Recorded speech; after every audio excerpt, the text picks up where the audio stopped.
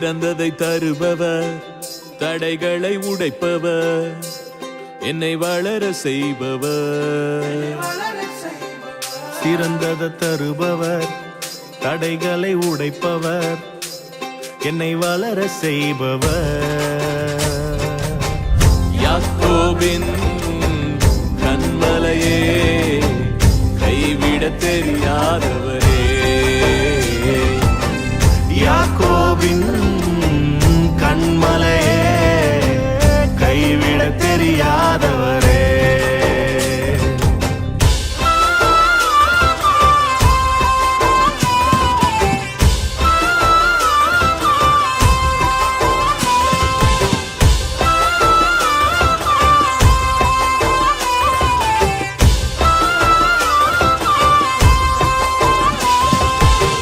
கலங்கும் நேரங்களில் கண்ணீர் துடைக்கிறீர், தடுமாறும் போது என்னை தாங்கி பிடிக்கிறீர். கலங்கும் நேரங்களில் கண்ணீர் துடைக்கிறீர், தடுமாறும் போது என்னை தாங்கி பிடிக்கிறீர். சாய்ந்திட தோளை எனக்கு தந்தவரே, சாய்ந்திட தோளை எனக்கு தந்தவரே. உங்க வாக்க நம்பி வந்த என்ன கடைசி வரைக்கும் நடத்த வல்லவரே. உங்க அன்பு போல எதுவும் இல்லப்பா, உங்க கிருபைய நான் பாடுவேன் அப்பா. உங்க அன்பு போல எதுவும் இல்லப்பா, உங்க கிருபைய கொண்டாடுவேன் அப்பா.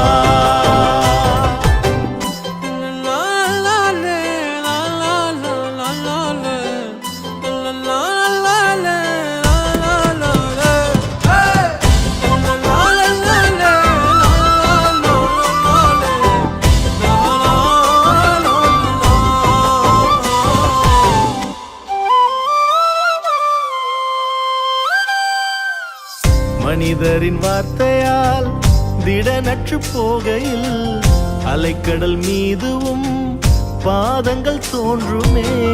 மனிதரின் வார்த்தையா திடனற்று போகையில் அலைக்கடல் மீதுவும் பாதங்கள் தோன்றுமே. கடல் மேல் நடக்க சொல்லி தந்தவரே, கடல் மேல் நடக்க சொல்லி தந்தவரே. என் அடிமை வாழ்வின் துன்பம் நீக்கி அரியணையில் அமர செய்பவரே. கரை சேர செய்யும் எந்த துணையாளரே, எல்லைகளை விரிவாக்கி மேன்மைப்படுத்துவீர். கரை சேர செய்யும் எந்த துணையாளரே, எல்லைகளை விரிவாக்கி மேன்மைப்படுத்துவீர்.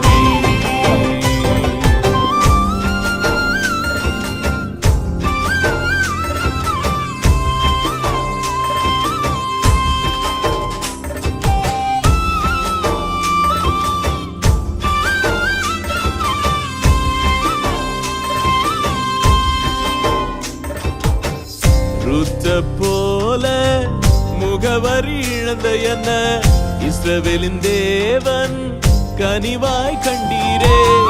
ரூத்தை போல முகவரி இழந்த என்ன இஸ்ரவேலின் தேவன் கனிவாய் கண்டீரே. எவரும் நினையாத நேரத்தில், எவரும் நினையாத நேரத்தில் என் நிந்தை மாற்றி உங்க பேரை பெருமைப்படுத்த என்னை அழைத்தவரே. உங்க வம்சத்தில் என் பேரை எழுதினீ, உங்க பேரை சொல்ல என்னை அழைத்தீ. உங்க வம்சத்தில் என் பேரை எழுதினீ, உங்க மகிமையால என்னை மூடினீ. சிறந்ததை தருபவர், தடைகளை உடைப்பவர், என்னை வளர செய்பவர். சிறந்ததை தருபவர், தடைகளை உடைப்பவர், என்னை வளர செய்பவர். யாக்கோபின் கண்மலையே, கைவிட தெரியாதவரே. யாக்கோபின் கண்மலையே, கை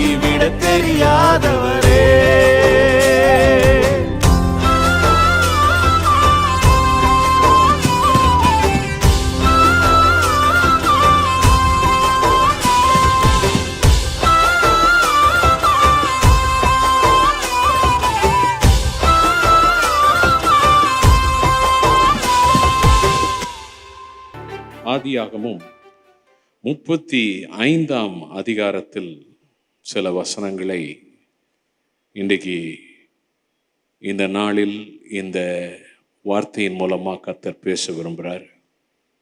ஆதியாகமம் 35:1 சொல்லுகிறதை வாசிக்க கேட்போம். தேவன் யாக்கோபை நோக்கி, நீ எழுந்து பெத்தேலுக்கு போய் அங்கே குடியிருந்து நீ உன் சகோதரனாகிய ஏசாவின் முகத்திற்கு விலகி ஓடிப்போகிற போது உனக்கு தரிசனமான தேவனுக்கு அங்கே ஒரு பலிபீடத்தை உண்டாக்கு என்றார். கர்த்தர் ஆபிரகாமை தெரிந்து கொண்டார். அந்த தெரிந்து கொள்ளுதலில் ஈசாக்கு, அதுக்கு பிறகு யாக்கோபு தெரிந்து கொள்ளப்பட்டார்கள். இந்த யாக்கோபு கர்த்தரால் தெரிந்து கொள்ளப்பட்டான். அவனுடைய வாழ்க்கையில் ரொம்ப முக்கியமாக நம்ம கவனிக்கிற ஒரு விஷயம், அவனுக்கு ஒரு அண்ணங்காரன் இருந்தாலும் 2 பேருமே அந்த தெரிந்து கொள்ளப்பட்ட சந்ததியாக இருந்தாலும், யாக்கோபு கடவுளுடைய விஷயங்களில், ஆவிக்குரிய காரியங்களில் அவன் கவனம் செலுத்துகிறவனாக இருந்தான், முக்கியப்படுத்துகிறவனாக இருந்தான். அதனால் கர்த்தர் அவனை விசேஷமாக நடத்துகிறார். ஆனால் கர்த்தர் தெரிந்து கொண்ட அந்த யாக்கோபின் வாழ்க்கையில் பிரச்சனைகள், சவால்களே வரவில்லை என்று இல்லை. அவனுடைய வாழ்க்கை பல சவால்கள் வந்தது. அப்படிப்பட்ட ஒரு சவாலான சூழ்நிலையில் அவனுடைய சொந்த அண்ணன் ஏசா, அவன் இந்த யாக்கோபை அழிக்க வேண்டும் என்று நினைக்கிறான். ஆனால் ரொம்ப கவனிக்கணும், ஏசா யாக்கோபை அழிக்கணும்னு நினச்சான். ஆனால் யாக்கோபு அழியணும்னு ஒரு நாளும் நினைக்கல. யாக்கோபு ஏசா அழியணும்னு ஒரு நாளும் நினைக்கல. தேவனுடைய பிள்ளைகள், இதில் நாம் கவனமாக இருக்கணும். உங்கள் சகோதர சகோதரிகள், உங்கள் உறவினர்கள், இந்த உலகத்தில் இருக்கிற மக்கள், கூட வேலை செய்கிறவங்க, நீங்கள் உங்களை பகைக்கலாம், நீங்கள் அழியணும்னு நினைக்கலாம். ஆனால் ஒரு நாளும் அவங்க நன்மையாக இருக்க வேண்டும் என்கிற எண்ணத்தை தவிர, ஜெபத்தை தவிர, வார்த்தைகளை தவிர வேறு வார்த்தை உங்கள் வாயில் வரவே கூடாது. உன் சத்துரு பசியாக இருக்கும்போது அவனுக்கு போஜனம் கொடு என்று வசனம் சொல்லுகிறதே ஒழிய கைதட்டி சந்தோஷப்படுன்னு சொல்லலை. அது கிறிஸ்தவமே அல்ல. யாக்கோபு எப்படிப்பட்டவராக இருந்தாரா? ஏசா யாக்கோபு அழியணும்னு நினைக்கிறான். ஆனால் யாக்கோபு ஏசாவுக்கு வெகுமதிகளை அனுப்பினான் பின்னாட்களில். சரி, இப்போ கர்த்தர் அவனை ஒரு பெரிய இக்கட்டிலிருந்து, ஏசாவின் கையிலிருந்து தப்புவிக்கிறார். தப்புவித்த அந்த நாளை பல ஆண்டுகள் கழித்து அவனுக்கு நினைப்பூட்டுறார். நான் உன்னை ஏசா கையிலேருந்து தப்பு வச்சேன், நீ தனிமையாக இருந்தப்பெல்லாம் அவன் கூட இருந்தேன், நீ தனியாக தான் வந்த, உங்கள் மாமன் வீட்டுக்கு ஓடி போனேன், 20 வருஷத்தில் உன்னை நான் பெரிய ஆசீர்வாதத்தை கொடுத்து 2 பரிவாரங்கள் உடையவனாய் கர்த்தர் அவனை மிகப்பெரிய ஒரு ஆளாக கர்த்தர் உயர்த்தினார். இப்போ இந்த 35ஆம் அதிகாரத்துக்கு முன்னாடியே திரும்ப உன் சொந்த ஊருக்கு போ அப்படின்னு சொல்கிறாரு. இவன் புறப்பட்டு போகிறான். ஏசா திரும்ப அவனை ஆட்களோட சந்திக்க வரான்னு சொன்னப்போ ரொம்ப பயந்துட்டான். ஆனால் பயந்து ஜெபிக்கிறான். கர்த்தர் அவனை பலப்படுத்துகிறார். ஏசாவுக்கு வெகுமதிகள் எல்லாம் அனுப்புகிறான். அப்புறம் போய் 2 பேரும் சந்திக்கிறாங்க, சமாதானம் ஆயிடுறாங்க. இதெல்லாம் நடந்து முடிஞ்ச பிறகு தான் கர்த்தர் இந்த வார்த்தையை பேசுகிறார். என்ன பேசுகிறாருன்னா, உன் வாழ்க்கையில் இன்றைக்கி நீ நல்ல நிலைமைக்கு வந்துட்ட, இல்லை இந்த சூழ்நிலையெல்லாம் கடந்து வந்திருக்க, இந்த கஷ்டங்கள் எல்லாம் கடந்து வந்திருக்க, இதற்கெல்லாம் காரணம் தேவனாகிய கர்த்தராய் இருக்கிறார். ஆகையினால நான் உனக்கு நன்மை செய்த அந்த இடத்திற்கு, உன்னோடு நான் பேசினேன், உன்னை நான் தப்புவித்தேன், அங்கே போய் எனக்கு பலிபீடத்தை கட்டு. அப்போ பெத்தேல் அப்படின்ற அந்த இடம், அங்கே தான் அவன் அனாதை மாதிரி படுத்திருந்தான். அந்த இடத்துல கர்த்தர் அவனுக்கு சொப்பனத்தை கொடுத்து, இப்போ 20 வருஷத்துக்கு மேலே இவன் பெரிய ஆளாயிட்டான். கர்த்தர் அவனை உயர்த்தி விட்டார். அங்கே போய் நீ நன்றி சொல்லு, பலிபீடம் கட்டு. அப்படின்னு ஆண்டவர் சொல்றாரு. ஏன்னா இதெல்லாம் உன் வாழ்க்கையில யதார்த்தமா நடக்கல. உலகத்துல சொல்லுவாங்க ஃப்ளூக்குன்னு சொல்லுவாங்க. கேரம் போர்டு விளையாடும் போது ஃப்ளூக்கில் அடிச்சிட்டாரு, ஃப்ளூக்கில் ஜெயிச்சிட்டாரு அப்படின்னு சொல்லுவாங்க. உலகத்தில் சொல்லுவாங்க லக்குன்னு சொல்லுவாங்க.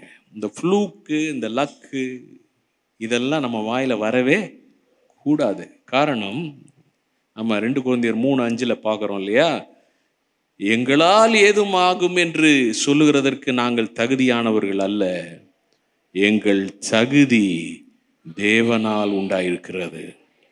ஆங்கிலத்தில் அழகா இருக்கு, எங்களுக்கு எல்லாத்தையும் ஆண்டவர் தான் செய்கிறாரு. சங்கீதக்காரன் சொல்றான், இது கர்த்தராலே ஆயிற்று, இது அநேகருடைய கண்களுக்கு ஆச்சரியமாயிருக்கிறது.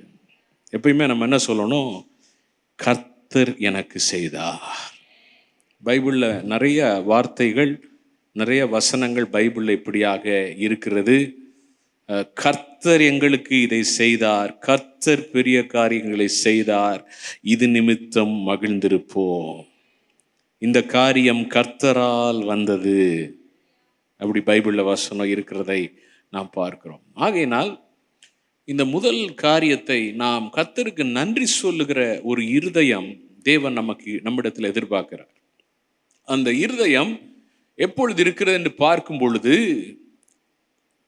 நம்முடைய உள்ளத்தில், என் வாழ்க்கையில் இந்த காரியம், ஒவ்வொரு காரியத்தையும் எனக்கு செய்கிறவர் என் தேவன் ஒருவரே, அவர்தான் இந்த தேவையை சந்திச்சாரு, அவர்தான் எனக்கு வழி நடத்தினார், அவர்தான் எனக்கு உதவி செய்தார், அவர்தான் இந்த மனிதர்களின் கண்களில் ஆச்சரியமாய் தயவு கொடுத்தார். அல்லேலூயா. எனக்கு எப்பயுமே ரொம்ப ஆசை, தேவனுடைய ராஜ்யத்துக்குன்னு செய்யணும்னா அது பெஸ்ட்டாக தான் செய்யணும் அப்படின்னு சொல்லிட்டு, நான் பரிசுத்த ஆவியின் அபிஷேகத்தை பெற்று கர்த்தருக்குள்ளார் வந்து வேதத்தின் வசனங்களை வாசித்து கர்த்தர் போதிக்கும் போது கற்றுக்கொண்ட ஒரு காரியம், ஆண்டவருக்குன்னு செய்யும்போது சிறந்ததை தான் நாம் செய்ய வேண்டும். அல்லேலூயா. மிக சிறந்ததை தான், நம்மால் இயன்றதை மிக சிறந்த, சில நேரத்தில் நம்மால் இயலாவிட்டால் நம்ம ஜெபிக்கும் போது கர்த்தர் அவருக்குன்னு உரியதை சிறந்ததாக செய்ய கர்த்தர் உதவி செய்வார். ஏனென்றால் நமக்குள்ள ஒரு உணர்வு இருக்கணும், இது கர்த்தராலே ஆயிற்று. அந்த இருதயம் இருக்கும்போது நம்ம வாழ்க்கையில் நம்ம நிற்கிறதும், நம்ம போகிறதும், நம்ம வர்றதும், நம்ம வாழ்க்கையில் நடக்கிறதும், காரியங்கள் வாய்க்கிறதும் எல்லாவற்றுக்கும் காரணம் கர்த்தராயிருக்கிறார். சரி, அப்போ இந்த நன்றியுள்ள இருதயம் நமக்கு முதல் காரியமாக இருக்குது. இந்த வருஷத்தில் நாம் தொடர்ந்து நினைத்து பார்க்க வேண்டும் கர்த்தர் நமக்கு செய்த நன்மைகளை. இப்பொழுது மாத்திரமல்ல, எப்பொழுதுமே நாம் நினைக்கிறது நல்லது. நாம் ஆண்டவர் செய்கிற விஷயங்களை எழுதி வைக்கிறது நல்லது, டைரியில் நோட் பண்ணி வைக்கிறது நல்லது, ஃபோனில் ரிமைண்டர் போட்டு வைக்கிறது நல்லது, மனதிலே பதித்து வைக்கிறது நல்லது. அதை நாம் அவ்வப்பொழுது எடுத்து நினைவுபடுத்தி கொண்டு, ஆண்டவரே இப்படியெல்லாம் எனக்கு நீங்கள் செஞ்சதற்காக உமக்கு நான் நன்றி சொல்லுகிறேன். அல்லேலூயா. அடுத்ததாக நாம் பார்க்கிற காரியம், 2ஆம் வசனத்தை நாம் வாசிப்போம். அப்பொழுது யாக்கோபு தன் வீட்டாரையும் தன்னோடே கூட இருந்த மற்ற அனைவரையும் நோக்கி, உங்களிடத்தில் இருக்கிற அந்நிய தெய்வங்களை விலக்கி போட்டு உங்களை சுத்தம் பண்ணி கொண்டு உங்கள் வஸ்திரங்களை மாற்றுங்கள். இப்போ நன்றி சொல்லுவது என்பது இந்த வருஷத்தின் முடிவில் நமக்கு முக்கியமான காரியம். அதுபோல புதிய ஆண்டுக்குள் நம்ம பிரவேசிக்க போகிறோம். 2வது நாம் செய்ய வேண்டிய முக்கியமான காரியம், இங்கே யாக்கோபு இடத்துல ஆண்டவர் சொல்றாரு, நம்மை ஆயத்தப்படுத்தி கொள்ள வேண்டும். We have to prepare ourselves. எல்லாரும் சொல்லுங்க, ஆயத்தப்படுத்தி கொள்ள வேண்டும். இதுவரைக்கும் யாக்கோபு தன்னுடைய வாழ்க்கையை அவன் ஒரு நிலையில வாழ்ந்திருக்கிறான். அவனுடைய மாமனுடைய வீட்டில் வாழ்ந்திருக்கிறான், கர்த்தர் அவனை அங்கே ஆசீர்வதித்தார், உயர்த்தினார். நல்லது. இப்பொழுது யாக்கோபின் வாழ்க்கையில் ஒரு புதிய ஆரம்பத்தை, ஒரு புதிய அத்தியாயத்தை ஆண்டவர் ஏற்படுத்துகிறார். நம்முடைய வாழ்க்கையிலும் கர்த்தர் நமக்கு புதிய காரியங்களை செய்கிற தேவனாயிருக்கிறார். இந்த புதிய வருஷத்துக்குள்ளார நாம் இன்னும் சில நாட்களில் செல்ல போகிறோம். தேவன் புதிய நன்மைகளை நமக்காக வைத்திருக்கிறார். சந்தோஷப்படுறீங்களா? வசனம் என்ன சொல்லுது? முந்தினவைகளை நினைக்க வேண்டாம், பூர்வமானவைகளை சிந்திக்க வேண்டாம், இதோ புதிய காரியத்தை செய்கிறேன். அப்படின்னா நினைக்க வேண்டாம்னு சொன்ன உடனே சிலர் அந்த லிஸ்ட்டில் நன்மைகளையும் சேர்த்துடுறாங்க. அதான் பிரச்சனை. அப்படி இல்லை. தேவையில்லாத நினைக்காத, கஷ்டத்தை நினைக்காத, பிரச்சனையை நினைக்காத, அதெல்லாம் மறந்துரு. கவலையை நினைக்காத, மறந்துரு. இதோ நான் புதிய காரியத்தை செய்கிறேன். அப்போ யாக்கோபு வாழ்க்கையில் புதிய காரியத்தை தேவன் செய்கிறார், செய்ய விரும்பினார். அந்த புதிய காரியத்தை தேவன் செய்வதற்கு முன்பாக அவனிடத்துல சொன்ன காரியம், நீ உன்னை ஆயத்தப்படுத்திக்கொள். அப்ப எதெல்லாம் எப்படி ஆயத்தப்படுத்தணும் ஆண்டவர் சொல்றான் போது, கர்த்தருக்கு பிரியமில்லாத காரியங்களை அகற்றி போட வேண்டும். அங்கே அவர்கள் கர்த்தருக்கு பிரியமில்லாத காரியங்கள் அவர்கள் நடுவில் இருந்ததை நாம் பார்க்கிறோம். இதுல என்ன ஆச்சரியமா இருக்குதுன்னா, கர்த்தரால தெரிந்து கொள்ளப்பட்டவங்க தான் யாக்கோபு, தேவனுடைய ஆபிரகாமின் சந்ததி, வாக்குத்தத்தத்தின் சந்ததி. அவன் குடும்பம், அவங்களுக்கு எல்லாம் அவர் சொல்லியிருப்பாரு, கர்த்தருடைய காரியங்கள் எல்லாம் சொல்லியிருப்பாரு. எல்லாம் இருந்தாலும் கூட அவர்கள் நடுவிலே இன்னும் அவர்கள் சரி செய்ய வேண்டிய விஷயங்கள் இருந்தது. அல்லேலூயா. அதனால தான் நம்ம நன்றி சொல்றதோட நிறுத்திடக்கூடாது. நன்றி சொல்வது ஒரு முதல் படியாக இருக்கிறது. கர்த்தர் நமக்கு இவ்வளோ செய்திருக்கிறார் என்பதை நாம் சொல்லி அதோடு நாம் நிறுத்திவிடக்கூடாது. அதற்கு அடுத்த படிக்கு நாம் கடந்து செல்லணும். அது என்னன்னா, கர்த்தர் இவ்வளோ எனக்கு செஞ்சிருக்கிறார்னா அவர் விரும்புகிற வண்ணமாக என்னுடைய வாழ்க்கையை நான் சீர்படுத்தி கொள்ளுவேன், என்னை நான் ஆயத்தப்படுத்தி கொள்ளுவேன். கர்த்தர் அதை எதிர்பார்த்தார். யாக்கோபு இடத்துல நீ போப்பா, பலி செலுத்துப்பா, அப்படியே போயிட்டே இருப்பா அப்படின்னு சொல்லலை. ஏன்னா அவர் புதிய ஆரம்பத்தை, புதிய ஆசீர்வாதத்தை ஆண்டவர் வச்சிருந்தாரு. நிச்சயமாக அதற்கு அவன் செய்ய வேண்டிய ஒரு காரியம் இருந்தது. அதை அவர் சுட்டி காட்டுகிறார். இன்றைக்கும் ஆவியானவர் நமக்கு சுட்டி காட்டுகிறவராய் இருக்கிறார், நம்மை உணர்த்துகிறவராய் இருக்கிறார். இந்த விஷயம் இதிலே நீ ஆயத்தப்படுத்திக்கொள் மகனே, இந்த விஷயம் இது சரியில்லை, இந்த காரியத்திலிருந்து நீ விட்டு விடு மகளே, மகனே அப்படின்னு சொல்லிட்டு நம்மோட ஆண்டவர் உணர்த்துறார். நம்ம என்ன செய்யக்கூடாதுன்னா, நான் ஏற்கனவே சொன்ன மாதிரி சில குழந்தைங்க அழும்போது அதுக்கு வாயில் என்ன செஞ்சிருவாங்க, பூப்சி வச்சிருவாங்க. அது மாதிரி ஆண்டவரை நம்ம, அவர் சத்தம் கேட்காத மாதிரி நம்ம அமைதிப்படுத்திட்டு, இல்லை ஆண்டவர் சோத்திரம் பண்ண, நான் சாட்சி சொல்கிறேன், நான் பாட்டு பாடுறேன், இப்படி நம்ம பாடுற பாட்டிலேயே அவர் அமைதலாக்கிடக்கூடாது. சரியா? அதனால தான் பாடுறதுக்குன்னு ஒரு டைம் இருக்குது, அமைதியாக இருக்கிறதுக்குன்னு ஒரு டைம் இருக்குது.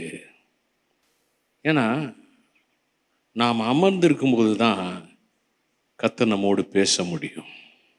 நம்ம பேசிக்கிட்டே இருந்தோம்னு வச்சுங்களேன், ஆண்டவர் நம்மோட பேச முடியாது. அப்போ நம்ம துதிக்கிறதுக்கு, ஜெபிக்கிறதுக்கு, ஆராதிக்கிறதுக்கு ஒரு டைம் இருக்குது.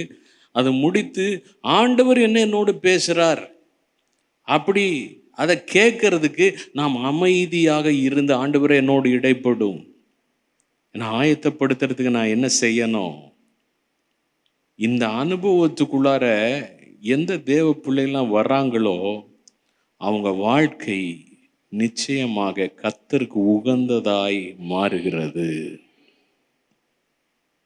குவயட் டைம், அமைதி நேரம். ஆண்டவர் இப்படி சொன்ன உடனே அந்த யாக்கோபும் அவர் குடும்பத்தாரும் செய்கிற காரியம் என்ன? 3-4 வசனங்களை வாசிப்போம். நாம் எழுந்து பெத்தேலுக்கு போவோம் வாருங்கள். எனக்கு ஆபத்து நேரிட்ட நாளில் என் விண்ணப்பத்துக்கு உத்தரவு அருளிச் செய்து நான் நடந்த வழியிலே என்னோடு கூட இருந்த தேவனுக்கு அங்கே ஒரு பலிபீடத்தை உண்டாக்குவோம் என்றான். அப்பொழுது அவர்கள் தங்கள் கையில் இருந்த எல்லா அந்நிய தெய்வங்களையும் தங்கள் காதணிகளையும் யாக்கோபிடத்தில் கொடுத்தார்கள். யாக்கோபு அவைகளை சீகேம் ஊர் அருகே இருந்த ஒரு கர்வாலி மரத்தின் கீழே புதைத்து போட்டான். கர்த்தர் யாக்கோபுக்கு சொன்னதை அவன் குடும்பத்தாருக்கு, அவன் ஜனங்களுக்கு அவன் சொன்ன உடனே ரொம்ப ஒரு நல்ல காரியம் இந்த இடத்துல நாம் கவனிக்கிற விஷயம், ஆண்டவர் என்ன பேசினாரோ அதுக்கு எல்லாரும் கீழ்ப்படிந்தார்கள். அல்லேலூயா. அவர்கள், அங்க ஒரு வார்த்தை இருக்கு, அவர்கள் தங்கள் கையில் இருந்த எல்லா, எப்படி அப்படின்னா என்ன அர்த்தம்னா, கர்த்தர் எதெல்லாம் சீர்படுத்தணும்னு சொன்னாரோ அதை ஒன்று விடாமல் எல்லா விஷயங்களையும் அவர்கள் அதிலே கீழ்ப்படிந்தார்கள். அந்த எல்லான்ற வார்த்தை இல்லைன்னு வச்சுங்களேன், நம்ம ஒருவேளை சிலர் யோசிச்சுக்கலாம், சரி ஆண்டவர் சொன்ன விஷயத்தில் 10 பேர் இருக்காங்கன்னா, நிறைய பேர் இருந்தாங்க, ஒரு உதாரணத்துக்கு சொல்கிறேன், 10 பேர் இருந்தாங்கன்னா ஒரு 5 பேர் செஞ்சாங்க, 5 பேர் செய்யாமல் சீர்படுத்தாமல் விட்டுட்டாங்க, ஒரு 5 காரியத்தில் செஞ்சாங்க, ஒரு 5 காரியத்தை விட்டுட்டாங்க அப்படின்னு சொல்லலாம். ஆனால் இங்கே ஆவியானவர் ஒரு நோக்கத்தோடு எழுதி வச்சிருக்கிறார், எல்லா காரியங்களையும் அவர்கள் எடுத்து போட்டார்கள். புதிய வருஷத்துக்குள்ளார நம்ம போக போகிறோம். ஆவியானவர் நம்மை புதுப்பிக்க விரும்புகிறார். அல்லேலூயா. இதை நீங்கள் ஒவ்வொருத்தவங்களும் யோசிச்சு பாருங்க, நேரம் எடுங்க, கர்த்தர் உங்களோட பேசுவார். அடுத்த இருக்கிற நாட்கள் அப்படியே வேக வேகமாய் ஓடி அப்படியே இந்த வருஷத்தை அப்படியே முடிச்சிடாதபடிக்கு கொஞ்சம் நேரம் எடுத்து இயேசுவின் பாதத்தில் மரியாளை போல அமர்ந்து ஜெபியுங்கள், ஆவியில நிரம்பி ஜெபியுங்கள், ஆண்டவரிடத்தில் கேளுங்கள், ஆண்டவரே நான் எந்த பகுதியிலே இன்னும் ஆயத்தப்பட வேண்டும், நான் எந்த பகுதியிலே இன்னும் பரிசுத்தப்படுத்தி கொள்ள வேண்டும், நான் எந்த பகுதியிலே இன்னும் சீர்படுத்தி கொள்ள வேண்டும். ஹல்லேலூயா.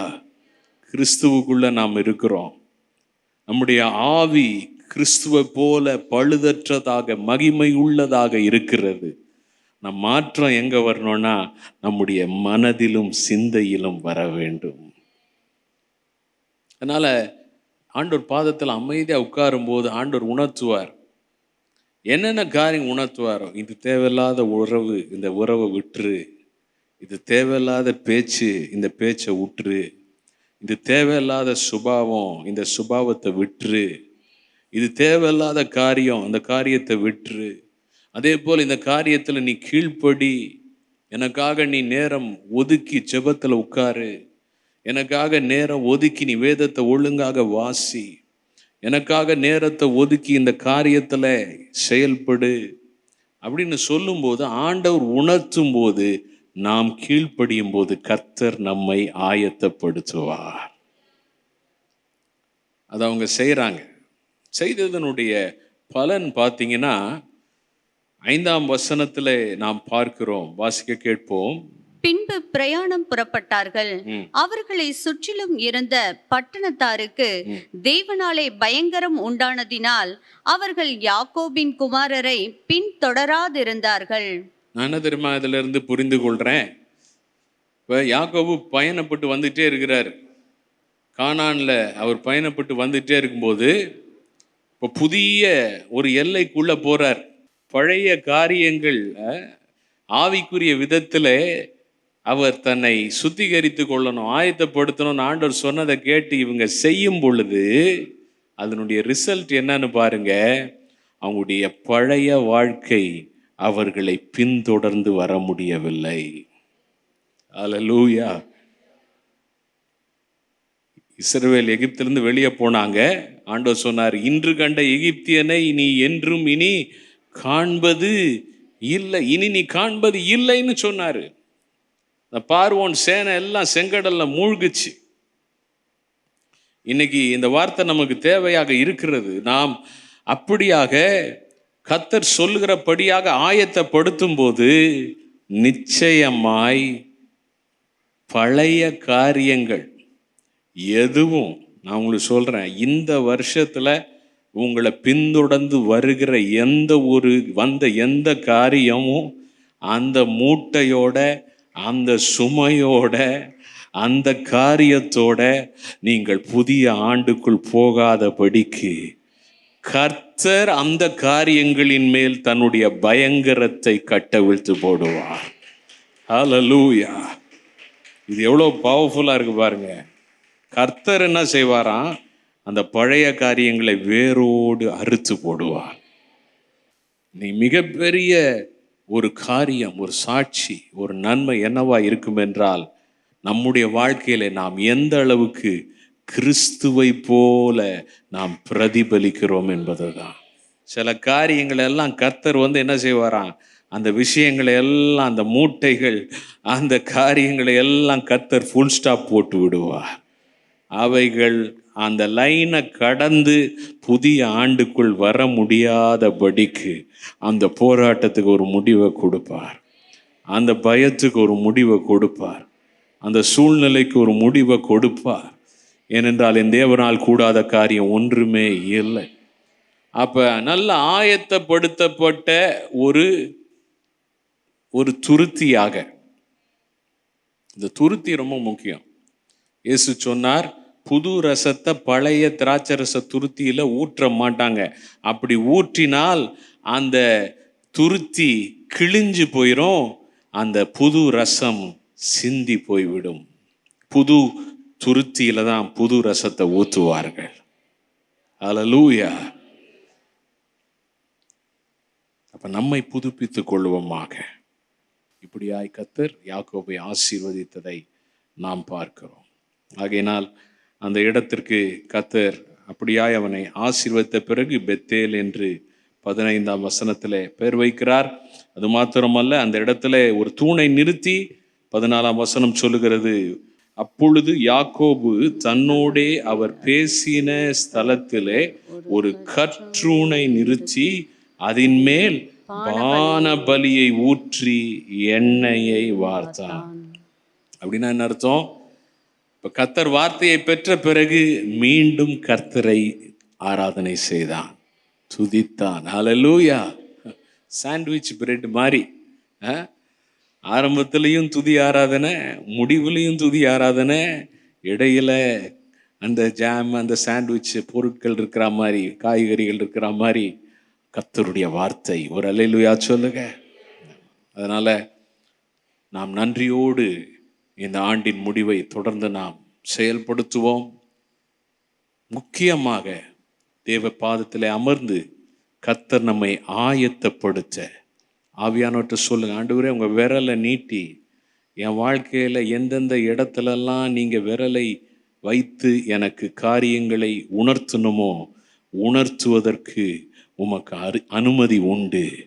நீர் என் தகப்பன் ஆண்டவரே, நீர் உணர்த்துகிற காரியங்களை நான் சீர்படுத்தி கொள்ள என்னை நான் அர்ப்பணிக்கிறேன். நிச்சயமாக கர்த்தர் நம்மை ஆசீர்வதித்து நம்மை மேன்மைப்படுத்துவார். யாக்கோபை இஸ்ரவேலாய் மாற்றினவர் ஒவ்வொருவரையும் உங்கள் வாழ்க்கையின் காரியங்களில் உங்களை உயர்த்துவார்.